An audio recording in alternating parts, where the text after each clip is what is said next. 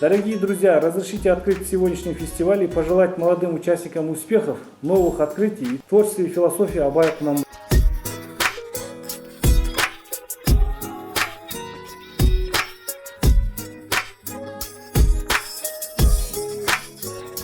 Спасибо большое. Первый раз тоже в городе Эскермен, университет Аланжова. Думаю, что ждет интересное время. Время развития и контактов с Польшей и даже с европейскими странами, чтобы и ваш университет тоже, как бы сказать, попал в это совместного сотрудничества между Евросоюзом. Желаю всего хорошего вашему университету. Я здесь первый раз, но надеюсь, что не последний. Посещал ваш красивый город, красивый университет, но и Восточно-Казахстанскую область тоже интересную. Я думаю, для Польши будет тоже интересно.